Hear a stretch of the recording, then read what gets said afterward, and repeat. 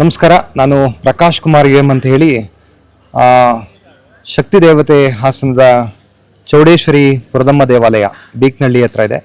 ಸಾಲ್ಗಮ್ಮೆ ಹೋಬಳಿ, ಹಾಸನ ತಾಲೂಕು, ಹಾಸನ ಜಿಲ್ಲೆ. ನಾನು ಈ ಒಂದು ದೇವಾಲಯದ ಆಡಳಿತಾಧಿಕಾರಿಯಾಗಿ ಕಾರ್ಯನಿರ್ವಹಿಸ್ತಾ ಇದ್ದೇನೆ. ದಿನಾಂಕ 26/2/2026ರಿಂದ ಕಾರ್ಯವನ್ನು ನಿರ್ವಹಿಸ್ತಾ ಇದ್ದೇನೆ. ಸಾಂಪ್ರದಾಯಿಕವಾಗಿ ಪ್ರತಿ ವರ್ಷ ಇಲ್ಲಿ ಜಾತ್ರಾ ಮಹೋತ್ಸವ ನೆರವೇರುತ್ತೆ. ಈ ಒಂದು ಯಲಗುಂದ ಗ್ರಾಮ ಪಂಚಾಯಿತಿ ವ್ಯಾಪ್ತಿಯ ಎಲ್ಲ ಗ್ರಾಮಗಳು ಒಳಗೊಂಡಂತೆ ಮತ್ತು ಸಾಲ್ಗಾಮೆ ಹೋಬಳಿಯ ಸುತ್ತಮುತ್ತಲಿನ ಎಲ್ಲ ಗ್ರಾಮ ಪಂಚಾಯಿತಿಗಳನ್ನು ಒಳಗೊಂಡಂತೆ ಭಕ್ತ ಸಾಗರ ಜನ ಒಂದು ಸಮೂಹ ಈ ಒಂದು ಸಂದರ್ಭದಲ್ಲಿ ವಿಶೇಷವಾಗಿ ಸೇರ್ಪಡೆಗೊಳ್ತಾರೆ. ಇವತ್ತು ನಾವು 19/3/2026ನೇ ತಾರೀಕು ಮತ್ತು ನಾಳೆ ದಿನಾಂಕ 20/3/2026ನೇ ತಾರೀಕು ಇವೆರಡು ದಿನಗಳ ಕಾಲ ಜಾತ್ರಾ ಮಹೋತ್ಸವ ನೆರವೇರುತ್ತೆ. ಅದರಲ್ಲೂ ಪ್ರಮುಖವಾಗಿ ನಾಳೆ ದಿನಾಂಕ 23/2/2026ನೇ ಇಸ್ವಿಯಂದು ನಾಳೆ ರಥೋತ್ಸವ ಕಾರ್ಯಕ್ರಮ ಇರುತ್ತೆ. ರಥೋತ್ಸವ ಮುಂಚಿತವಾಗಿ ಮುಂಜಾನೆ 4 ಗಂಟೆ ವೇಳೆಗೆ ಏನು ರಾಮದೇವರ ಹಳ್ಳ ಇದೆ, ಈ ಒಂದು ಭಾಗಕ್ಕೆ ಹತ್ತಿರವಾಗಿರತಕ್ಕಂಥದ್ದು, ಅಲ್ಲಿ ಗಂಗೆನ ತಗೊಬಂದು ಇಲ್ಲಿ ದೇವಿಗೆ ಅಭಿಷೇಕ ಮತ್ತು ದೃಷ್ಟಿ ಪೂಜೆ ನೆರವೇರುತ್ತೆ. ಅದು 5 ಗಂಟೆಯಿಂದ ಮುಂಜಾನೆ 5 ಗಂಟೆಯಿಂದ ನಿರಂತರ ಒಂದು ಪೂಜಾ ವಿಧಿವಿಧಾನ ಕಾರ್ಯಕ್ರಮಗಳು ನೆರವೇರುತ್ತೆ. ನಂತರವಾಗಿ 7 ಗಂಟೆ ನಂತರ ಸರಿಸುಮಾರು ಒಂದು 8 ಗಂಟೆ ಆಜುಬಾಜಿನಲ್ಲಿ ನಾವು ರಥೋತ್ಸವ ಕಾರ್ಯಕ್ರಮವನ್ನು ನೆರವೇರಿಸ್ತೇವೆ. ಈ ಒಂದು ಕ್ಷೇತ್ರದ ಮಾನ್ಯ ಶಾಸಕರಾದಂಥ ಶ್ರೀ ಸ್ವರೂಪ್ ಪ್ರಕಾಶ್ ಸರ್ ಅವರು ನಿನ್ನೆ ಅಂದರೆ 18/3/2026ನೇ ತಾರೀಕಿನಂದು ನಮಗೆ ವಿಶೇಷವಾಗಿ ಇಲ್ಲಿ ನೆರೆಹೊರೆಯ ಎಲ್ಲ ಮುಖಂಡರುಗಳನ್ನು ಒಳಗೊಂಡಂತೆ, ಭಕ್ತಾದಿಗಳನ್ನು ಒಳಗೊಂಡಂತೆ, ಈ ಒಂದು ಬೀಕ್ನಳ್ಳಿ ಗ್ರಾಮಸ್ಥರನ್ನು ಒಳಗೊಂಡಂತೆ ಒಂದು ಸಭೆಯನ್ನು ಕೂಡ ಆಯೋಜನೆ ಮಾಡಿದರು. ಆ ಸಭೆ ಯಶಸ್ವಿಯಾಗಿ ಕೆಲವೊಂದು ರೂಪುರೇಖೆಗಳ ಅವರ ಮತ್ತು ನಿರ್ದೇಶನದ ಮೇಲೆ ಮತ್ತು ಜಿಲ್ಲಾಡಳಿತ ಮಾನ್ಯ ಜಿಲ್ಲಾಧಿಕಾರಿಗಳಾದಂಥ KS ಲತಾ ಕುಮಾರಿ ಮೇಡಮ್ರವರ ನಿರ್ದೇಶನದಂತೆ ಎಲ್ಲ ಒಂದು ಏರ್ಪಾಡುಗಳನ್ನು ನಾವು ಕಂಡುಕೊಂಡಿದ್ದೇವೆ. ನಮ್ಮಲ್ಲಿ ಹೇಳ್ತಾ ಇದ್ರು ಪ್ರತಿ ವರ್ಷದಿಂದ ವರ್ಷಕ್ಕೆ ದೇವಾಲಯದ ಒಂದು ಹಿರಿಮೆ ಮತ್ತು ಅದರ ಒಂದು ಮಹಿಮೆ ಎರಡೂ ಕೂಡ ಈಗಾಗಲೇ ರಾಜ್ಯಾದ್ಯಂತ ಮತ್ತು ಹೊರ ರಾಜ್ಯಗಳಿಗೂ ಕೂಡ ಹಾಸನದ ಶಕ್ತಿ ದೇವತೆ ಶ್ರೀ ಚೌಡೇಶ್ವರಿ ಪುರದಮ್ಮ ದೇವಾಲಯದ ಬಗ್ಗೆ ಮನೆ ಮಾತಾಗಿದೆ. ಎಲ್ಲರೂ ಕೂಡ ಒಂದು ಭಕ್ತ ಸಾಗರ ಕ್ರಮೇಣವಾಗಿ ವರ್ಷದಿಂದ ವರ್ಷಕ್ಕೆ ಹೆಚ್ಚಾಗ್ತಾ ಇದೆ. ಈ ಸಂದರ್ಭದಲ್ಲಿ ನಾವು ಯಾವುದೇ ರಾಜ್ಯದಿಂದ ಇರ್ಬೋದು, ಪಕ್ಕದ ಜಿಲ್ಲೆಗಳಿಂದ ಇರ್ಬೋದು ಮತ್ತು ಪಕ್ಕದ ತಾಲೂಕುಗಳಿಂದ ಬರ್ತಕ್ಕಂಥ ಎಲ್ಲ ಭಕ್ತಾದಿಗಳನ್ನು ಕೂಡ ನಾವು ಅತ್ಯಂತ ಜವಾಬ್ದಾರಿಯಿಂದ ಅವರಿಗೆ ನಮ್ಮ ಅತಿಥಿಗಳಾಗಿ ಅವರಿಗೆ ಯಾವುದೇ ಕುಂದುಕೊರತೆಗಳು ಇಲ್ಲದ ರೀತಿಯಲ್ಲಿ ನಾವು ನೋಡ್ಕೊಳ್ತಕ್ಕಂಥದ್ದು ಮತ್ತು ಸೌಹಾರ್ದತೆ, ಶಾಂತಿ ಮತ್ತು ಸೌಹಾರ್ದತೆಯನ್ನು ಕಾಪಾಡಿಕೊಂಡು ಈ ಒಂದು ಜಾತ್ರಾ ಮಹೋತ್ಸವ ಅಷ್ಟೇ ಅಲ್ಲ, ನಿರಂತರವಾಗಿ ಈ ಒಂದು ಜಾಗಕ್ಕೆ ಸಾವಿರಾರು ಸಂಖ್ಯೆಯ ಭಕ್ತಾದಿಗಳು ಬರೋದ್ರಿಂದ ಇದಕ್ಕೆ ಒಂದು ವಿಶೇಷ ಒಂದು ಪುಣ್ಯಸ್ಥಾನ ಇದೆ. ಹಾಗಾಗಿ ಈ ಸಂದರ್ಭದಲ್ಲಿ ಜಾತ್ರಾ ಮಹೋತ್ಸವದ ವೇಳೆಯಲ್ಲಿ ಎಷ್ಟೇ ಜನ ಬರಲಿ, ಕಡಿಮೆ ಬರಲಿ ಅಥವಾ ಜಾತ್ರೆ ಬರಲಿ, ಯಾವುದೇ ನೂಕುನುಗ್ಗಲು ಇಲ್ಲದ ಹಾಗೇನೆ ಶಾಂತಿಯಿಂದ ಬಂದಿರತಕ್ಕಂಥದ್ದು ಬೇಡದೆ ದೇವ್ರ ಹತ್ರ ಒಂದು ಒಳ್ಳೆಯದಾಗಲಿ, ನಮ್ಮ ಕುಟುಂಬಕ್ಕೆ ಒಳ್ಳೆಯದಾಗಲಿ, ನಮ್ಮ ಗ್ರಾಮಕ್ಕೆ ಒಳ್ಳೆಯದಾಗಲಿ ಅಂತಕ್ಕಂಥ ಏನು ಬೇಡಿಕೆ ಇರುತ್ತೆ ಅದು ಅತ್ಯಂತ ಶಾಂತಿ ಮತ್ತು ಸೌಹಾರ್ದತೆ ನಡುವೆ ಈ ಒಂದು ಸಂದರ್ಭ ನಡೆದರೆ ಖಂಡಿತ ಎಲ್ಲರೂ ಕೂಡ ಈ ಒಂದು ಗ್ರಾಮ ಇರ್ಬೋದು ಮತ್ತು ನೆರೆಹೊರೆ ಎಲ್ಲರೂ ಕೂಡ ದೇವಿಯ ಒಂದು ಆಶೀರ್ವಾದ ಖಂಡಿತ ದೊರೆಯೋದಕ್ಕೆ ಸಹಾಯ ಆಗುತ್ತೆ. ಈ ಸಂದರ್ಭದಲ್ಲಿ ನಾವು ಹೂ ಅಲಂಕಾರವನ್ನು ದೇವಾಲಯಕ್ಕೆ ಮತ್ತು ಇತರ ದೇವಾಲಯಗಳಿಗೆ ಹೊಂದ್ಕೊಂಡಿರ್ತಕ್ಕಂಥ ಕಡೆ ಗರ್ಭಗುಡಿಯಿಂದ ಹಿಡಿದು ಮತ್ತು ಹೊರಗಡೆ ಹೂ ಅಲಂಕಾರವನ್ನು ಇಲಾಖೆ ವತಿಯಿಂದ ಕೈಗೊಂಡಿದ್ದೇವೆ. ಮತ್ತು ಲೈಟಿಂಗ್ ಅರೇಂಜ್ಮೆಂಟ್ಸ್ನ ದೇವಾಲಯದಲ್ಲಿ ಏನು ಮುಂಭಾಗದ ಗುಡಿ, ಚಾಮುಂಡೇಶ್ವರಿ ಗುಡಿ, ಗರ್ಭಗುಡಿಯಿಂದ ಹಿಡಿದು ಮತ್ತು ದೇವಾಲಯದ ಮೇಲ್ಭಾಗ ಮತ್ತು ಸುತ್ತ ಕಾಂಪೌಂಡ್ ಇರ್ಬೋದು ಮತ್ತು ರಥಗಳಿಗೆ ಈ ರೀತಿಯೆಲ್ಲ ನಾವು ಲೈಟಿಂಗ್ ಅಲಂಕಾರವನ್ನು ನಾವು ಸುತ್ತಮುತ್ತ ಹಮ್ಮಿಕೊಂಡಿದ್ದೇವೆ. ಹಾಗೆಯೇ ನಾವು ಇವತ್ತು ನಾಳೆ ರಥೋತ್ಸವ ಸಂದರ್ಭದಲ್ಲಿ ಒಂದು ಸಾಮಾನ್ಯವಾಗಿ ಬರ್ತಕ್ಕಂಥ ಭಕ್ತಾದಿಗಳು ಸರಿಸುಮಾರು ಒಂದು 500 ಸಂಖ್ಯೆ ಭಕ್ತಾದಿಗಳು ಬರ್ತಾರೆ ಅಂತ ಹೇಳಿ ಇನ್ನೂ ಜಾಸ್ತಿನೂ ಆಗ್ಬೋದು. ಕನಿಷ್ಠ ಅದಕ್ಕೆ ಒಂದಿಷ್ಟು ಕುಳಿತುಕೊಳ್ಳೋಕ್ಕೆ ದೇವಾಲಯದಲ್ಲಿ ಆಲ್ರೆಡಿ ಎಲ್ಲ ದಾನಿಗಳು ಮತ್ತು ಈ ಥರ ಎಲ್ಲೂ ಸೇರ್ಕೊಳ್ಳಂತೆ ಸಾಕಷ್ಟು ವ್ಯವಸ್ಥೆಗಳನ್ನು ಹಿಂದೆಯಿಂದ ಮಾಡಿಕೊಟ್ಟಿದ್ದಾರೆ. ಇಲ್ಲಿ ಕುಳಿತುಕೊಳ್ತಕ್ಕಂಥ ವ್ಯವಸ್ಥೆ ಇರ್ಬೋದು, ಅಲ್ಲಿ ಆ ಸಂದರ್ಭದಲ್ಲಿ ಕುಳಿತುಕೊಳ್ತಕ್ಕಂಥ ವ್ಯವಸ್ಥೆ ಇರ್ಬೋದು, ಮತ್ತು ಪ್ರಸಾದ ಸ್ವೀಕರಿಸ್ತಕ್ಕಂಥ ಸಂದರ್ಭದಲ್ಲಿ ಒಂದಿಷ್ಟು ಅಡೆತಡೆ ಆಗಬಾರ್ದು ಅನ್ನೋ ಕಾರಣಕ್ಕೆ ನಾವು ಪ್ರತ್ಯೇಕ ಕೌಂಟ್ರನ್ನು ಮಾಡಿ ಅಲ್ಲಿ ಸ್ವಲ್ಪ ಅಡಿಗೆಗೆ ಪ್ರತ್ಯೇಕ ಜಾಗವನ್ನು ಕೂಡ ಮಾಡಿದ್ದೇವೆ. ಅಲ್ಲೂ ಕೂಡ ಸ್ವಲ್ಪ ಸಾಮಿಯಾನ ವ್ಯವಸ್ಥೆನ ಮಾಡಿದ್ದೇವೆ. ಮತ್ತೆ ಕುಡಿಯೋ ನೀರಿಗೆ ಅದರಲ್ಲೂ ಬಹಳ ವಿಶೇಷವಾಗಿ ಕೇಳ್ತಾ ಇದ್ರು. ನಮ್ಮಲ್ಲಿ ಫಿಲ್ಟರ್ ವಾಟರ್ ಇದೆ, ಆದರೆ ಅದಕ್ಕೆ 20 ರೂಪಾಯಿ ಕಾಯಿನ್ ಹಾಕಿ ಮತ್ತೆ ನೀರನ್ನು ಬಳಸಬೇಕು ಅಂತಕ್ಕಂಥದ್ರ ಬಗ್ಗೆ ಸಾಕಷ್ಟು ಸಾರ್ವಜನಿಕರಿಂದ ಪ್ರತಿಕ್ರಿಯೆ ಬಂದಿತ್ತು. ಇಲ್ಲ, ಇದು ಏನಾದ್ರು ಒಂದು ವ್ಯವಸ್ಥೆ ಆಗಬೇಕು ಅಂತ ಹೇಳಿ. ಹಾಗಾಗಿ ಅದಕ್ಕೆ ಇವಾಗ ಕಂಟಿನ್ಯೂಸು ಅಲ್ಲಿ ಸಪ್ರೇಟ್ ಒಂದು ಟ್ಯಾಪ್ಸ್ ಮಾಡಿ ಅವರಿಗೆ ನಿರಂತರವಾಗಿ ನೀರನ್ನು ಒದಗಿಸ್ಕೊಡ್ತಕ್ಕಂಥ ಮಾಡಿದ್ದೇವೆ. ಮತ್ತು ಅಲ್ಲಿ ಒಂದು ಎಂಡಲ್ಲಿ, ಕಾಂಪೌಂಡ್ ಎಂಡಲ್ಲಿ ಅದು ಇದು ಇಲ್ಲಿಂದ ಬಂದಿರೋ ನೀರಲ್ಲಿ ಅಲ್ಲಿ ಸ್ಪ್ರೆಡ್ ಆಗಿ ಗಲೀಜಾಗ್ತಾ ಇತ್ತು. ಅಲ್ಲಿ ಏನಾದ್ರು ಕೈ ತೊಳೆಯೋದು ಮತ್ತೊಂದು ಮತ್ತೆ ಅದು ಗಲೀಜು ಜಾಸ್ತಿ ಆಗಬಾರ್ದು ಅನ್ನೋ ಕಾರಣಕ್ಕೆ ಅಲ್ಲೂ ಕಂಟಿನ್ಯೂಸ್ ಆಗಿ, ಅಂದರೆ ಸರಳವಾಗಿ ಒಂದು ಅದು ಮತ್ತೆ ಮುಂದೆಲ್ಲ ಹೆಚ್ಚಿಗೆ ಕ್ರಮ ಮಾಡಬೇಕು. ನಾನು ಜಸ್ಟ್ ಒಂದು ಮ್ಯಾಟ್ರ್ ಆಫ್ 10 ರಿಂದ 15 ದಿನದಿಂದ, ಅಂದರೆ 26ನೇ ತಾರೀಕು ಚಾರ್ಜ್ ರೆಸ್ಯೂಮ್ ಮಾಡ್ಕೊಂಡು ದಿನದಿಂದ ಬೇರೆ ಬೇರೆ ಕೆಲಸದ ಜವಾಬ್ದಾರಿ ಜೊತೆಗೆ ನಾನು ಮೂಲತಃ ಕೃಷಿ ಅಧಿಕಾರಿ, ಸಹಾಯಕ ಕೃಷಿ ನಿರ್ದೇಶಕನಾಗಿ ಸಕಲೇಶಪುರ ತಾಲೂಕಿನಲ್ಲಿ ಕೆಲಸ ಮಾಡ್ತಾ ಇದ್ದೇನೆ. ಅದ್ರ ಜೊತೆ ಇದು ಹೆಚ್ಚುವರಿ ಜವಾಬ್ದಾರಿಯಾಗಿ ಇಲ್ಲಿ ಒಂದಿಷ್ಟು ಪರಿಣಾಮಕಾರಿಯಾಗಿ ಕೆಲಸನ ನಿರ್ವಹಿಸ್ತೇನೆ ಅಂತಕ್ಕಂಥ ಒಂದು ವಿಶ್ವಾಸದ ಮೇಲೆ ನನಗೆ ಈ ಹೆಚ್ಚುವರಿ ಕೆಲಸವನ್ನು ಕೊಟ್ಟಿದ್ದಾರೆ. ಅದನ್ನು ನಾನು ಮಾಡ್ತಕ್ಕಂಥದ್ದು ಕೂಡ, ನಾನು ಪ್ರಾಮಾಣಿಕವಾಗಿ ಮಾಡ್ತಕ್ಕಂಥದ್ದು ಕೂಡ ನನ್ನ ಮೇಲಿರ್ತಕ್ಕಂಥ ಅತ್ಯಂತ ಜವಾಬ್ದಾರಿ ಆಗಿದೆ. ಅದರಲ್ಲೂ ದೇವಾಲಯ ಸ್ಥಳದಲ್ಲಿ ಮೂಲತಃ ನಾನು ಸಕಲೇಶಪುರ ತಾಲೂಕವನು, ಇದೇ ಜಿಲ್ಲೆ ಸಕಲೇಶಪುರ ತಾಲೂಕವನು, ಸುಕ್ರಾಸ್ ಅಂತೆ. ನಾನು MSc ಅಗ್ರಿಕಲ್ಚರ್ ಮಾಡಿದ್ದೀನಿ, MBA. ಈಗ ಹಾಗಾಗಿ ಮತ್ತೆ ನಂತರ ಇಲ್ಲಿಂದ ನಾವು ವಿಧಿವಿಧಾನ ಬಗ್ಗೆ ಮಾತಾಡ್ತಾ ಇದ್ವಿ. ರಥೋತ್ಸವ ಸರಿಸುಮಾರು 8 ರಿಂದ 9 ಗಂಟೆ 9:30 ಸಮಯದಲ್ಲಿ ಶುರು ಆದರೂ ಮುಗಿದ್ರೆ, ಅಂದರೆ ಜಾಸ್ತಿ ಇದ್ರೂ ಕೂಡ ರಥೋತ್ಸವ ಇಲ್ಲೇ ರಥ ಇದೆ. ನಮ್ಮ ಏನು ಒಂದು ರೌಂಡು ದೇವಾಲಯದ ಒಂದು ಎಡ ಗೇಟ್ ಇದೆ, ಒಂದು 2ನೇ ಗೇಟು, ಅದ್ರ ಮುಖಾಂತರ ಹಿಂಗೆ ದೇವಾಲಯದ ಬಲಭಾಗದಲ್ಲಿ ಬಂದು ಮತ್ತೆ ಕಾಂಪೌಂಡಿನ ಒಳಗಡೆ ಸೇರಿ ಈ ಕಡೆ ಏನು ಇದೆ ಇಲ್ಲಿ ಬಂದು ಸೇರ್ಗಡೆಗೊಳ್ಳುತ್ತೆ. ರಥೋತ್ಸವ ಸಂದರ್ಭದಲ್ಲಿ ನಾವು ಈಗಾಗಲೇ KEBಗೆ ಸಂಬಂಧಪಟ್ಟಂತೆ ಒಂದು 2 ಲೈನು ಡಿಸ್ಟರ್ಬೆನ್ಸ್ ಇದೆ. ಅದಕ್ಕೆ KEBಗೆ ಲೆಟರ್ ಕೂಡ ಕರೆಸ್ಪಾಂಡೆನ್ಸ್ನ ಮಾಡಿದ್ದೇವೆ. ಅವರನ್ನು ಕೂಡ ಸಿಬ್ಬಂದಿಗಳನ್ನ ನಿಯೋಜನೆ ಮಾಡ್ತೀವಿ ಅಂತ ಹೇಳಿ ನನ್ನ ಆರ್ಡರ್ ಕಾಪಿನೂ ಕೂಡ ನನಗೆ ಬರ್ತಾ ಇರ್ಬೇಕಾದ್ರೆ ಮಾತಾಡಿದೆ ಅವ್ರ ಹತ್ರ. ನನಗೆ ಆನ್ ರೈಟಿಂಗ್ ಇರಬೇಕು, ಬರೀ ಮತ್ತೆ ಪತ್ರದಲ್ಲಿ ಇಲ್ದಲ್ಲೇ ಕೆಲಸನೂ ಆಗಬೇಕು ಅಂತ ಹೇಳಿ ಅವ್ರ ಜೊತೆ ಮಾತಾಡಿದೆ. ಆಯಿತು ಸರ್, ಅದನ್ನು ಸಪ್ರೇಟಾಗಿ ಫುಲ್ ಟೈಮು ಡೆಪ್ಯೂಟ್ ಮಾಡ್ತೀನಿ ಅಂತ ಕೂಡ ಹೇಳಿದರು. ಮತ್ತು ನೆರೆಹೊರೆಯೇ ಸಾಂಪ್ರದಾಯಿಕವಾಗಿ ಜನ ಸೇರ್ತಾರೆ, ಸಂಬಂಧಿಕರು ಸೇರ್ತಾರೆ, ಎಲ್ಲ ಫ್ರೆಂಡ್ಸ್ ಸೇರ್ತಾರೆ. ಜಾತ್ರೆ ಅಂದ ತಕ್ಷಣವೇ ಬೆಂಗಳೂರು ಇರ್ಬೋದು, ಬೇರೆ ಕಡೆ ಇರ್ಬೋದು, ಎಲ್ಲರೂ ಬರ್ತಿರ್ತಾರೆ. ಮತ್ತು ಅವಾಗ ಏನೋ ಕರೆಂಟು ವಿದ್ಯುತ್ ಅಭಾವ ಆಗೋದು ಈ ಥರ ಎಲ್ಲ ಆಗಿ ಕಿರಿಕಿರಿ ಆಗಬಾರ್ದು ಅಂತ ಹೇಳಿ AEE ಸರ್ ಜೊತೆನೂ ಮಾತಾಡಿ, ರಾಘವೇಂದ್ರ ಅಂತ ಹೇಳಿ ಈ ಭಾಗದ ಗಂಗೂರು ಡಿವಿಷನ್ ಇದ್ದಾರೆ, ಅವ್ರ ಲೆಟರ್ ಕರೆಸ್ಪಾಂಡೆನ್ಸ್ ಜೊತೆಗೆ ಪರ್ಸ್ನಲಿ ಕೂಡ ಮಾತಾಡಿದೆ. ಅದಿಲ್ಲ, ನಾಳೆ ಅದನ್ನು ಇನ್ಸ್ಟ್ರಕ್ಟ್ ಮಾಡಿದ್ದೀನಿ, ನೋಡ್ಕೊಳ್ತೀವಿ ಅಂತ ಹೇಳಿ. ಮತ್ತು ಈ ಆವರಣದಲ್ಲಿ ಎಸ್ಪೆಷಲಿ ವಿದ್ಯುತ್ ಸಂಪರ್ಕ ಸಮಸ್ಯೆ ಇದೆ, ಮತ್ತು ಶೌಚಾಲಯಕ್ಕೆ ನೀರಿಂದು ಸಮಸ್ಯೆ ಇದೆ. ಆವಾಗ ಕರೆಂಟ್ ಹೋಗೋದು, ನೀರಿಗೆ ಸಮಸ್ಯೆ ಆಗುತ್ತೆ ಸರ್ ಹೀಗೆ ಅಂತ. ಸಪ್ರೇಟ್ ಶೌಚಾಲಯನ ಏಕಾಏಕಿ ಕಟ್ಟಕ್ಕಾಗಲ್ಲ. ಆಗ ಏನಿದೆ ಒಳಗಡೆ ನಾನು ಇನ್ಕ್ಲೂಡಿಂಗ್ ಏನು ವುಮೆನ್ ಟಾಯ್ಲೆಟ್ಸ್ ಇರ್ಬೋದು, ಜೆಂಟ್ಸ್ ಟಾಯ್ಲೆಟ್ ಇರ್ಬೋದು, ಪರ್ಸ್ನಲಿ 26ನೇ ತಾರೀಕು ನಾನು ಡ್ಯೂಟಿ ರೆಸ್ಯೂಮ್ ದಿನಲೇ ಅವೆರಡನ್ನೂ ಕೂಡ ವಿಸಿಟ್ ಮಾಡಿ ಅಲ್ಲಿ ಎಲ್ಲನೂ ಕೂಡ ಅವ್ಯವಸ್ಥೆನ ಲೆಕ್ಕಕ್ಕೆ ಮೇಲ್ನೋಟಕ್ಕೆ ಕಾಣ್ತಾ ಇತ್ತು. ನೀರಿಲ್ಲ ಅಂದರೆ ಎಲ್ಲದೂ ಕೂಡ ವ್ಯವಸ್ಥೆ ಇರೋದು ಕೂಡ ಅವ್ಯವಸ್ಥೆ ಆಗುತ್ತೆ. ಟ್ಯಾಪ್ಸ್ ಇಲ್ಲ, ಈ ಥರ ಎಲ್ಲ ಸಮಸ್ಯೆ ಇತ್ತು. ಹಾಗಾಗಿ ಸಪ್ರೇಟ್ ಪ್ಲಂಬಿಂಗ್ ವರ್ಕ್ನ ಕೊಟ್ಟು ಇನ್ನೂ ಕೂಡ ಮಾಡ್ತಲೇ ಇದ್ದಾರೆ ಪ್ಲಂಬಿಂಗ್ ವರ್ಕು.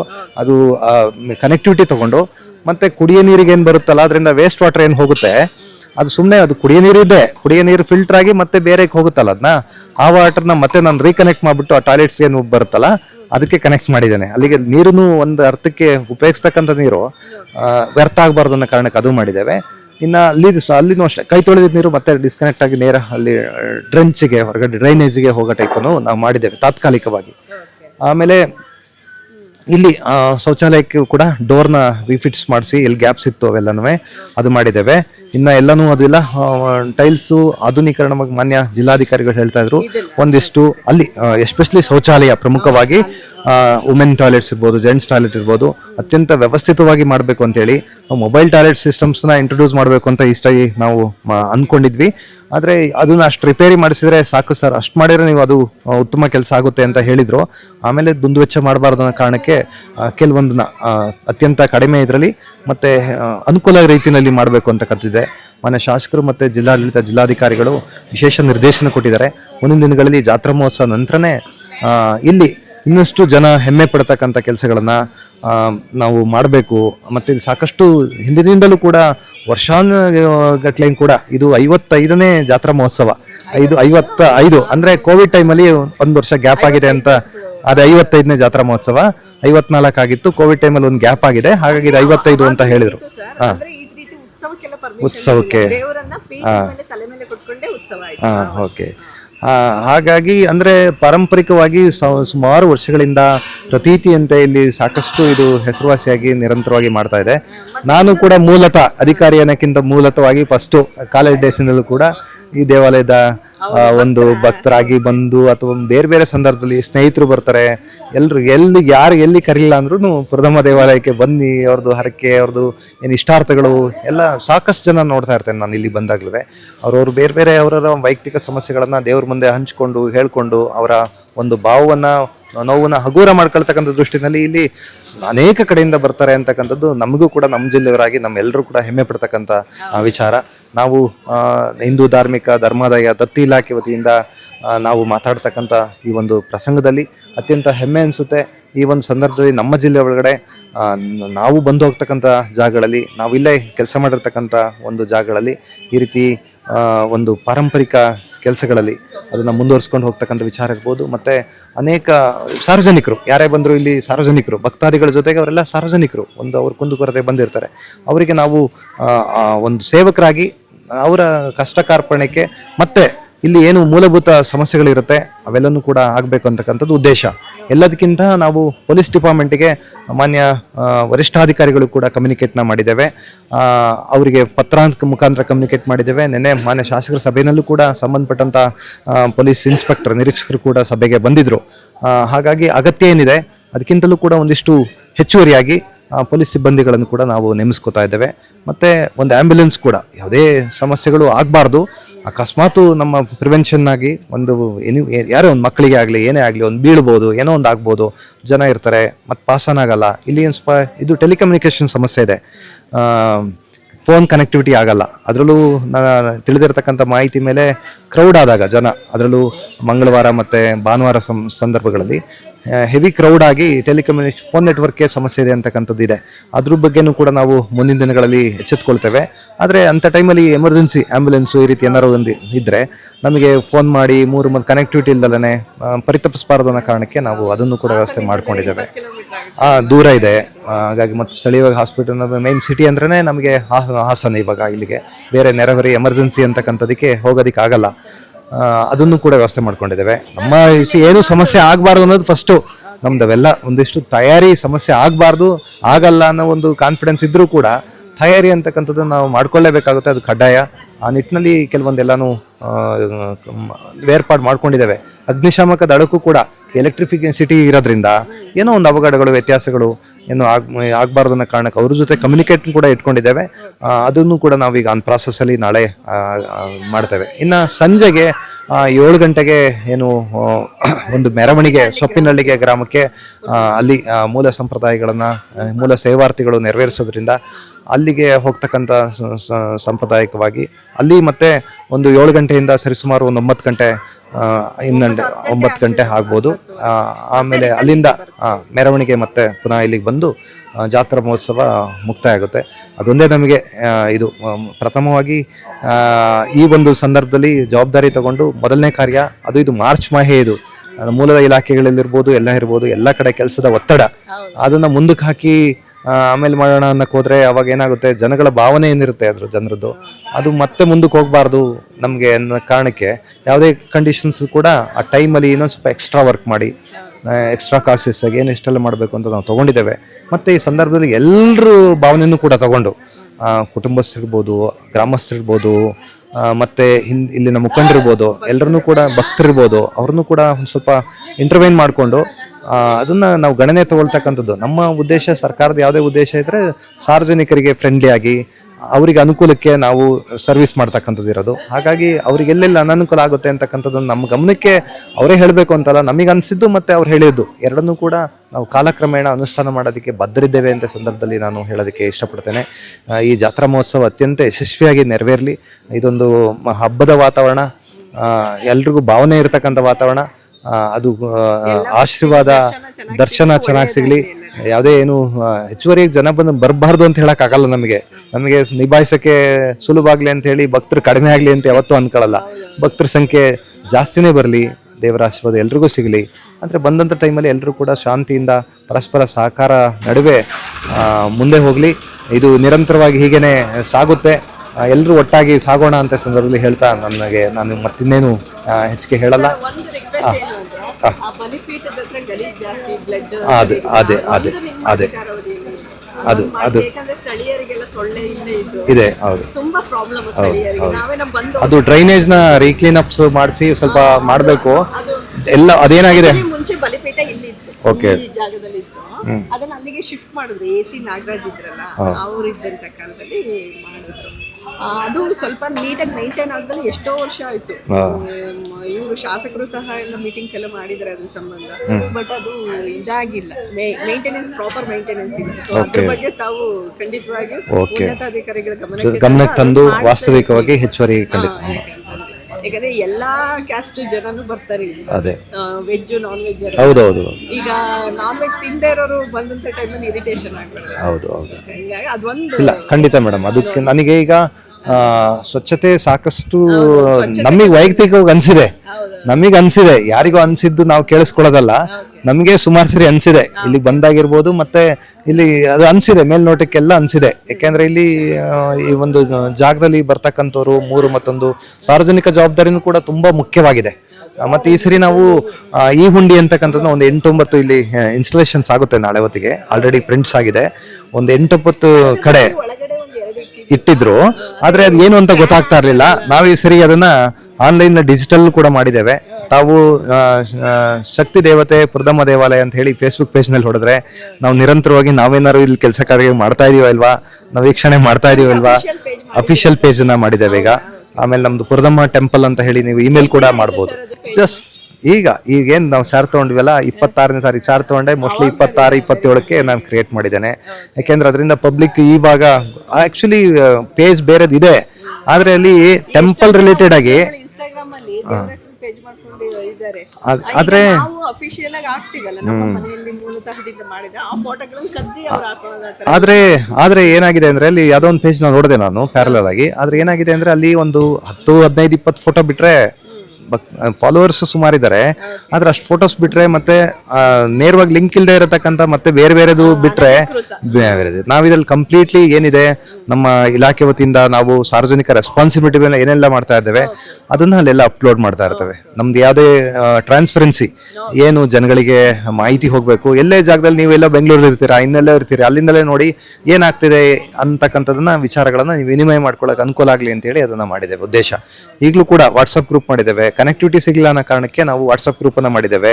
ಅದರಲ್ಲಿ ಆಟೋಮೆಟಿಕ್ ಆಗಿ ಅವರೇನೆ ನೇರವಾಗಿ ಲಿಂಕ್ ಮೇಲೆ ಜಾಯ್ನ್ ಆಗಂಗೆ. ನನ್ನ ನಂಬರ್ ಇರಲ್ಲ ನಿಮ್ಮ ಹತ್ರ, ಯಾರದಲ್ಲೂ ಇರಲ್ಲ, ಒಬ್ರು ಆ ಲಿಂಕ್ ಅನ್ನ ಫಾರ್ವರ್ಡ್ ಮಾಡಿದ್ರೆ ಆಟೋಮೆಟಿಕ್ ಆಗಿ ನೀವು ಜಾಯ್ನ್ ಆಗ್ಬೋದು. ಮತ್ತೆ ಅನ್ಯ ಯಾವ್ದಾದ್ರು ಫಾರಿನ್ ಕಂಟ್ರೀಸ್ ಕೆಲವರೆಲ್ಲ ಜಾಯ್ನ್ ಆಗ್ಬಿಡ್ತಾರೆ, ನನಗೆ ಅದು ಅನುಭವ ಆಗಿದೆ.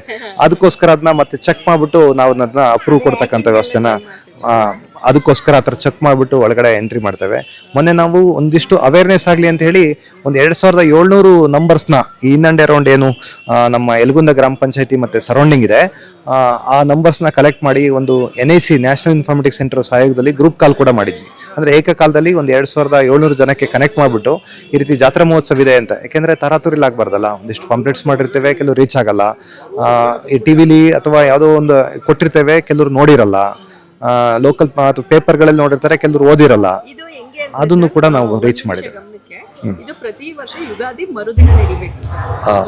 ಹಿಂದಿನ ಕಾಲದಿಂದ ಕುಳ್ಳೆಗೋಡು ಕಾಲದಲ್ಲಿ ಸ್ವಲ್ಪ ಕಮ್ಮಿ ಮಟ್ಟದಲ್ಲಿ ನಡೀತಿತ್ತು. 90ನೇ ಇಸ್ವಿ ಈ ಟೆಂಪಲ್ ಅನ್ನ ಶ್ರೀಕಂಠೇಗೌಡರು ಕಟ್ಟಿದ ಮೇಲೆ ಸ್ವಲ್ಪ ಜೋರಾಗಿ ಮಾಡ್ಕೊಬರೋದು ಅಭ್ಯಾಸ ಮಾಡ್ಕೊಂಡ್ರು. ಹೆಂಗೆ ಅಂದ್ರೆ ಇದು ದೇವ್ರು ಒಲ್ದಿದ್ದೆ ಯುಗಾದಿ ಮರುದಿನ ಈ ರೀತಿ ಒಂದು ಜಾತ್ರೆ ಮಾಡ್ಬೇಕು, ಆರತಿ ಮಾಡ್ಬೇಕು. ಹಿಂದಿನ ಕಾಲದಲ್ಲೆಲ್ಲ ಆರತಿ ಮಾಡಾರಂತೆ, ತಂಬಿಟ್ಟಿನ ಆರತಿ ಆ ರೀತಿ ಇದ್ದದ್ದು.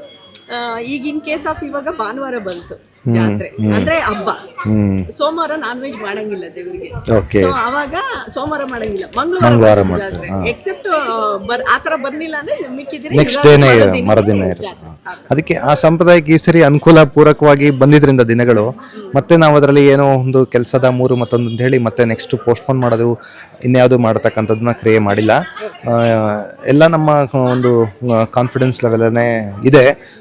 ಆದರೆ ನಾವು ಎಲ್ಲದಕ್ಕೂ ಸಿದ್ಧತೆನೂ ಕೂಡ ಮಾಡ್ಕೋಬೇಕಾಗುತ್ತೆ. ಯಾಕೆಂದರೆ ಆಗುತ್ತೆ ಅದಾಗೆ ಅಂತಂದರೆ ಏನೂ ಆಗಲ್ಲ ಅಂತಕ್ಕಂಥದ್ದು ನಮ್ಮ ಜಿಲ್ಲಾಧಿಕಾರಿಗಳ ಸೂಚನೆಯೂ ಕೂಡ ಪದೇ ಅದ್ರ ಬಗ್ಗೆ ನನಗೆ ಖಚಿತ ಮಾಹಿತಿ ಇಲ್ಲ. ಆದರೆ ಅವರು ಜಿಲ್ಲಾ ಒಂದು ಹಿರಿಯ ಅಧಿಕಾರಿಗಳಾಗಿ ಅವರ ನಿರೀಕ್ಷೆ ಬಂದು ಹೋಗ್ಬೋದು. ಇಲ್ಲ, ಅದನ್ನ ರಿಕ್ವೆಸ್ಟ್ ಇದೆ. ಅವರು ಬರ್ತಾರೆ, ಅವರು ವೈಯಕ್ತಿಕವಾಗಿ ಬರ್ತಾರೆ. ಅಂದರೆ ಜಾತ್ರಾ ಮಹೋತ್ಸವ 3 ಮತ್ತೊಂದು ಅಂತಕ್ಕಂಥದ್ದನ್ನ ಒಂದು ಅವ್ರ ಪರ್ಸ್ನಲ್ ಇಂಟ್ರೆಸ್ಟ್ ಇದೆ, ಬಂದೇ ಬರ್ತಾರೆ, ಎಲ್ಲ ಅಬ್ಸರ್ವ್ ಮಾಡ್ತೀನಿ ಅಂತ ಹೇಳಿದ್ದಾರೆ. ಎಲ್ಲದನ್ನು ಕೂಡ ಏನೇನು ಡೆವಲಪ್ಮೆಂಟ್ಸ್ ಚಾಕೌಟ್ ಮಾಡಬೇಕು ಅಂತಲೂ ಕೂಡ ವೈಯಕ್ತಿಕ ಇಂಟ್ರೆಸ್ಟನ್ನು ಎಕ್ಸ್ಪ್ರೆಸ್ ಮಾಡಿದ್ದಾರೆ. ಇದ್ರ ಬಗ್ಗೆ ಆಗಲೇ 18/2/2026 ಲಾಸ್ಟ್ ಮಂತಲ್ಲಿ ಮೀಟಿಂಗ್ ಕೂಡ ಮಾಡಿದ್ದಾರೆ. ಇಲ್ಲಿ ಕೆಲವ್ರದ್ದು ಲೀಡರ್ಸ್ನ ಮತ್ತು ಮಾನ್ಯ ಶಾಸಕರು ಒಳಗೊಂಡಂತೆ ಇದ್ರ ಬಗ್ಗೆ ಮೀಟಿಂಗ್ ಕೂಡ ಮಾಡಿದ್ದಾರೆ. ಮತ್ತು 9th ಇದ್ರ ಬಗ್ಗೆ ಸೆಕೆಂಡ್ ಮೀಟಿಂಗ್ನ ಡಿಸ್ಟ್ರಿಕ್ಟ್ ಮಟ್ಟದಲ್ಲಿ ಏರ್ಪಾಡು ಮಾಡ್ಕೊಂಡಿದ್ರು. ಆದರೆ ಸೆಷನ್ಸ್ ನಡೀತಾ ಇತ್ತಲ್ಲ, ಆ ಕಾರಣಕ್ಕೆ ಜಾತ್ರಾ ಮಹೋತ್ಸವ ನಂತರ ಮಾಡೋಣ ಅಂತ ಹೇಳಿ ಮತ್ತೆ ಹೇಳಿದ್ದಾರೆ. ಹಾಗಾಗಿ ಇದ್ರ ಬಗ್ಗೆ ವಿಶೇಷ ಕನ್ಸರ್ನ್ ಕೂಡ ಇದೆ. ಖಂಡಿತ ಇಂಚಿಂಚನ್ನು ಕೂಡ ಗಮನಿಸ್ಬಿಟ್ಟು ಅವರು ಇಲ್ಲೂ ಬಂದು ನೋಡ್ತಾರೆ, ಮತ್ತು ಅದನ್ನು ಸೂಪರ್ವೈಸ್ ಕೂಡ ಮಾಡ್ತಾರೆ ಅಂತಕ್ಕಂಥದ್ದು ನಮ್ಮ ಇದಿದೆ ಇನ್ಸ್ಟ್ರಕ್ಷನ್ಸ್. ಹಾಗಾಗಿ ಅವರ ಸಪೋರ್ಟ್ ಕೂಡ ಇದೆ, ಮತ್ತು ಅವರ ಇಚ್ಛಾಶಕ್ತಿ ಇಲ್ಲಿ ಡೆವಲಪ್ಮೆಂಟ್ಸ್ ಆಗಬೇಕು ಅಂತಕ್ಕಂಥದ್ದು ವೈಯಕ್ತಿಕ ಇಚ್ಛಾಶಕ್ತಿ ಕೂಡ ಹೆಚ್ಚಿದೆ. ಅದ್ರ ಬಗ್ಗೆ ಆದ್ಯತೆ ನೀಡ್ತಾರೆ. ನಾವು ಕೂಡ ಅದಕ್ಕೆ ಅವರ ಸೂಚನೆಗೆ ಬದ್ಧವಾಗಿ ಕೆಲಸ ಮಾಡ್ತೇವೆ. Thank you thank you so much.